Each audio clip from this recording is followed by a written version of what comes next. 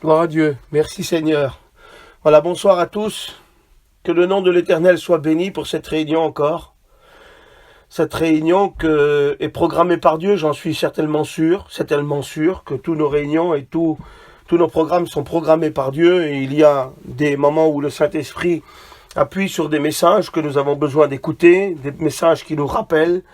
Et je ne savais pas que c'était moi qui allais prêcher. J'étais en train de faire une réunion tout à l'heure et j'ai demandé par message à Norton le programme. Et il m'a dit, j'ai appelé beaucoup de frères. Vous savez, vous nous écoutez beaucoup parce que on demande à des frères de prêcher. Et puis il y en a qui peuvent pas, il y en a qui font des réunions, il y en a qui ont du mal à prêcher derrière un téléphone. Alors moi et Norton, et puis les frères, l'équipe des frères, hein, pas que moi et Norton, il y a les anciens qui sont avec nous.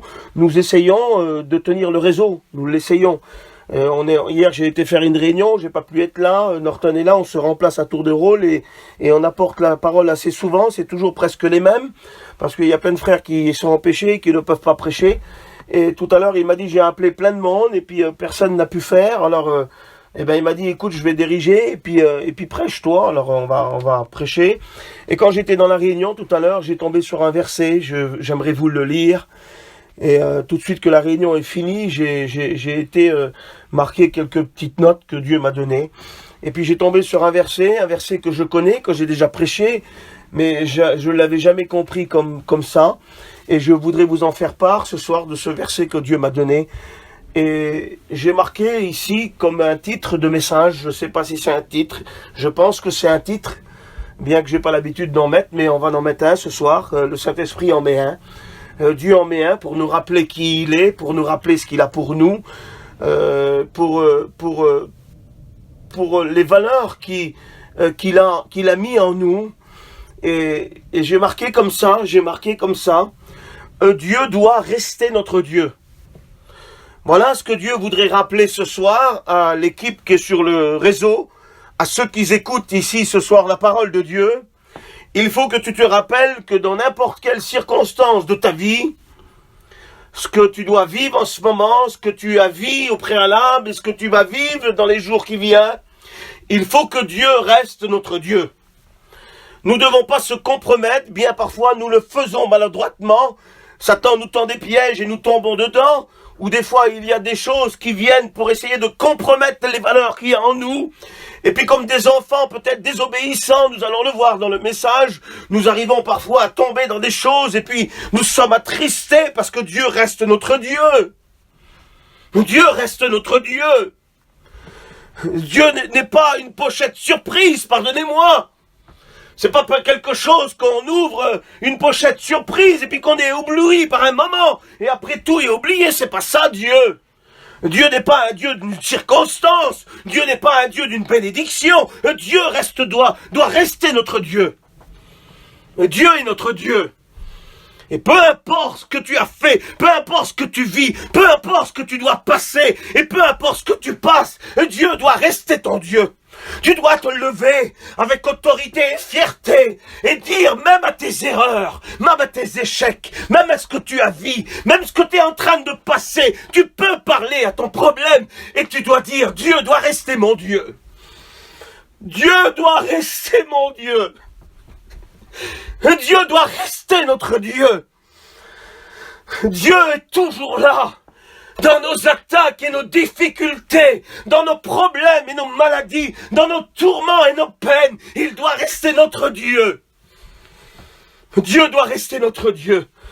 Peu importe les circonstances que nous vivons, Dieu doit rester notre Dieu. Je le rappelle dans le message. Je vais le rappeler tout le long. Parce que quand j'arrive dans la note et que j'ai noté, je l'ai écrit comme ça, en rouge. Dieu doit rester notre Dieu.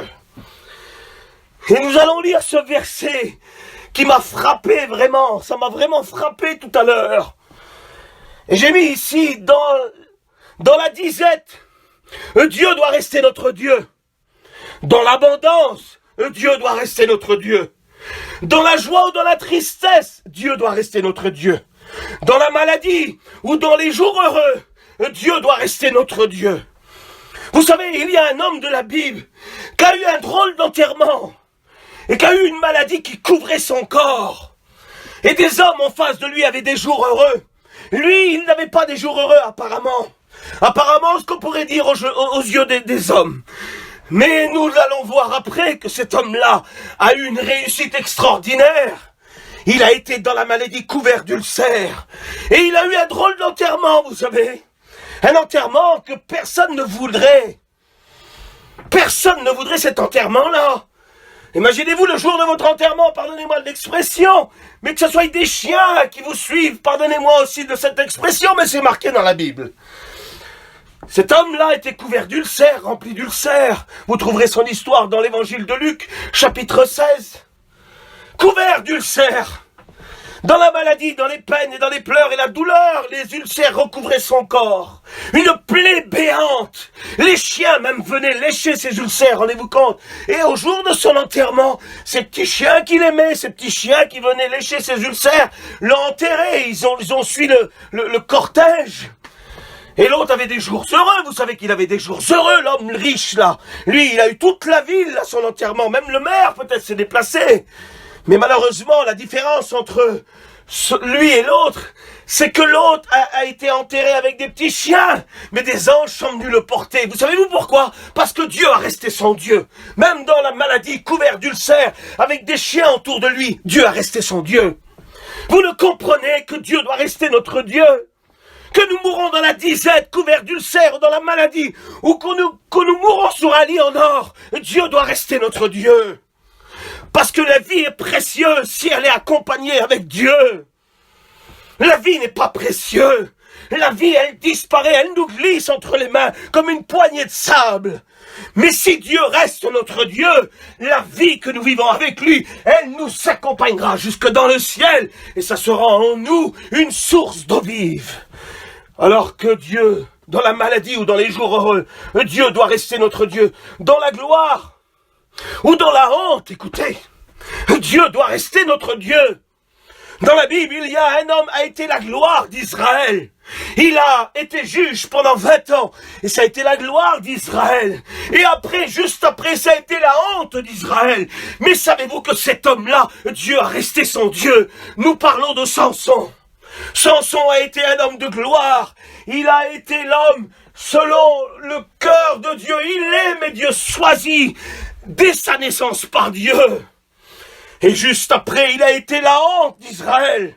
Mais à la fin de sa vie, peu importe dans l'état où il est mort, Dieu a resté son Dieu. Que ce soit dans la honte ou dans la gloire, Dieu doit rester notre Dieu.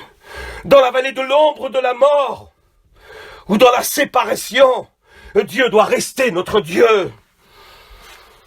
Nous voyons des foyers qui ont passé les orages, qui ont passé la vallée de l'ombre de la mort.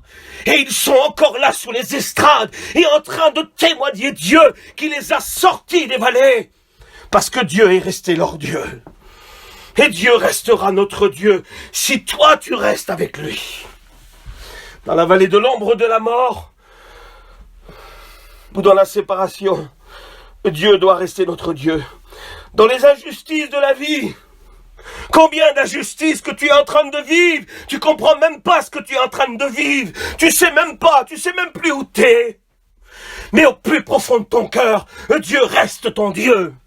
Même si tu marches en tâtonnant, même si tu marches dans les ténèbres, même si tu vois les situations qui sont là et qui sont en train de te terrasser, tu sais que quand tu te lèves le matin et que tu mets ton pied par terre, tu sais que tu le mets avec Dieu, parce que Dieu reste ton Dieu.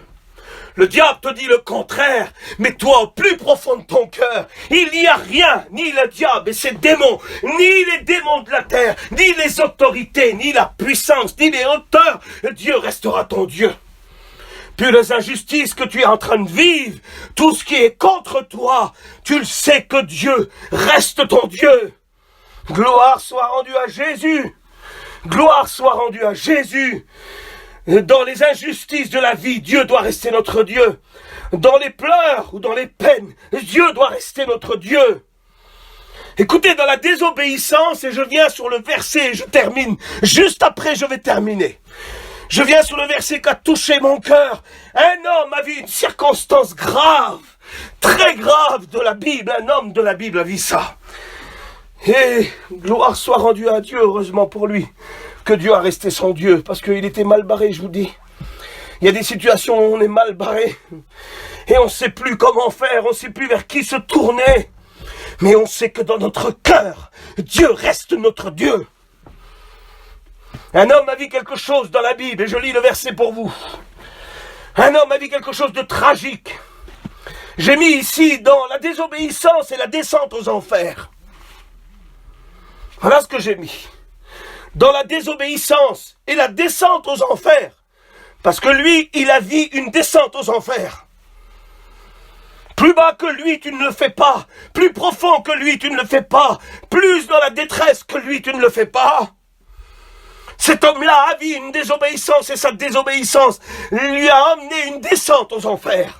Quand vous lisez son livre, vous trouvez 5 descentes vertigineuses. Il descend dans les profondeurs du bateau. Il descend à Jaffo. Il descend, il part à Tarsis, il descend encore. Et après, il est jeté dans la mer. Et il descend, mais non seulement qu'il descend, là, il y a quelque chose qui vient l'engloutir et l'emmène dans les profondeurs de l'enfer. Cet homme-là a un nom. Un nom qui ne correspond pas avec sa situation. Il vit une désobéissance et une descente aux enfers. Pourtant, il s'appelle Jonas et je crois que ça veut dire colombe. Je ne sais pas si je me trompe. Mais c'est un nom vraiment important. Oui, ça veut dire colombe, c'est ça. Ça ne correspond pas avec ce qu'il a fait et avec ce qu'il est en train de vivre. Nous portons le nom de chrétien. Et il y a des choses qui nous descendent dans les enfers du profondeur de nos problèmes. Et rien ne correspond avec le nom qu'on porte. La vie que nous vivons, les attaques que nous vivons, rien ne correspond avec le nom que nous portons. Si nous portons le nom de chrétien, petit Christ, nous devons traverser les épreuves. Alors pourquoi, lui, il a une descente en enfer? À sa désobéissance, malheureusement, les hommes parfois désobéissent et nous ne devons pas jeter la pierre à personne. Parce que demain c'est moi qui désobéis, après-demain c'est toi, et le jour d'après c'est l'autre. Alors n'essayons pas de juger, seul Dieu est juge. Essayons d'aimer, de se partager, de nous aider les uns les autres, et de ne plus parler sur personne. Cet homme-là a vu une désobéissance et une descente aux enfers. Mais j'aimerais vous dire que Dieu a resté sans Dieu. Et je vous lis le verset. Écoutez, Jonas. C'est ce verset-là qui m'a interpellé. C'est pour ça que j'ai fait cette prédication que Dieu m'a donnée tout de suite. C'est une prédication que Dieu m'a donnée. Et le titre de la prédication, c'est « Dieu doit rester notre Dieu ». Dans n'importe quelle circonstance de notre vie, comprends-le, que Dieu doit rester ton Dieu. Ce que tu vis chez toi, ce que tu vis à la maison, ce que tu vis avec tes enfants, les tourments qui sont autour de toi. Dieu doit rester ton Dieu. On lit ensemble. Écoutez ce qui est marqué, ça m'a touché tout à l'heure. Jonas. Vous avez compris les descentes qu'il a vues dans sa vie? Et là, il a marqué que Jonas. Jonas chapitre 2, verset 2, vous le lirez. Jonas dans le ventre du poisson. Écoutez la situation. Il est marqué au verset 1 que le poisson avait englouti. Retenez le mot, englouti. Il est puissant ce mot. Combien de situations nous a engloutis par la maladie, par la drogue, par nos foyers détruits, par la séparation, par les angoisses, les tourments, par les injustices, engloutis par une injustice, engloutis par un remords, engloutis par des choses que nous avons fait et que nous regrettons. Engloutis par la trahison, nous avons trahi Jésus, trahi. Et nous sommes là comme dans une pièce noire et notre cerveau est encombré, nos pensées sont encombrées et la situation nous a engloutis et nous demandons qu'est-ce qu'il faut faire. Eh bien Dieu nous rappelle une prière puissante parce que même dans le ventre d'un poisson et à 5 kilomètres en dessous l'eau, Dieu est resté son Dieu, comprenez-le. Et dans tes situations, et dans ce que tu es en train de vivre, Dieu doit rester ton Dieu. Dieu doit rester le Dieu de ton salut. N'enlève-moi pas la joie de mon salut, a dit David. Tu resteras le Dieu de mon salut.